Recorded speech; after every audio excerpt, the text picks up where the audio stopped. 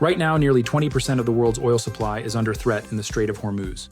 Energy markets are already reacting, shipping routes are fracturing, and gasoline prices will soon reflect it. But the real question isn't just about oil, because the global economy depends on another supply chain that is even more fragile.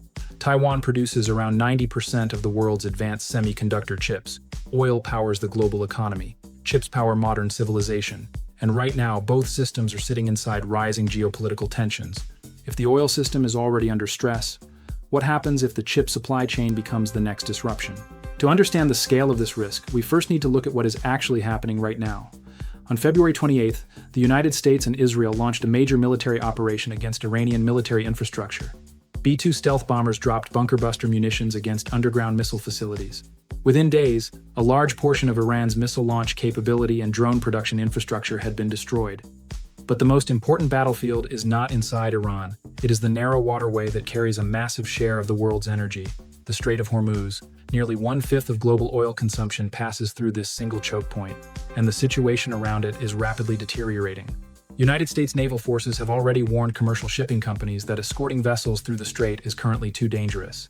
This single announcement changes the entire economics of global energy. When oil markets lose certainty, prices move quickly. But the bigger issue is not simply oil supply, it is risk. Shipping insurers raise premiums. Tankers reroute thousands of miles around Africa. Transit times increase, freight capacity tightens, and energy prices ripple through the entire global economy, from fuel to food to manufacturing. American households will feel this first at the gas pump. But the second wave hits through something even more powerful: supply chains. Because while oil powers transportation, semiconductors power everything else. Taiwan sits at the absolute center of global semiconductor production. Companies like TSMC manufacture the advanced chips that run modern AI systems, smartphones, vehicles, and defense technologies. In fact, roughly 90% of the world's most advanced semiconductors are produced there. If energy shocks stress global logistics, a disruption in Taiwan would freeze the technology backbone of the modern economy.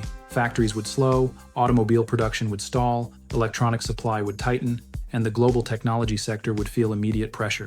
Now imagine something much more dangerous. The energy system is already under pressure because of the Gulf conflict. But at the same time, military tension is rising around Taiwan.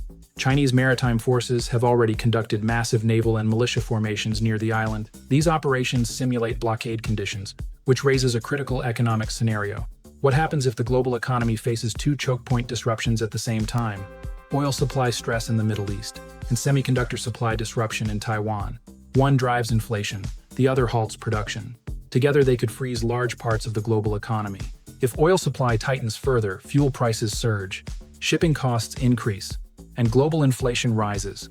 But if chip supply freezes at the same time, the consequences are even deeper.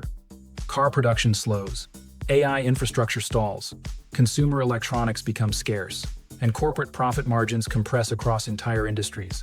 This combination would force central banks into an impossible position: higher inflation, slower economic growth, and limited tools to respond.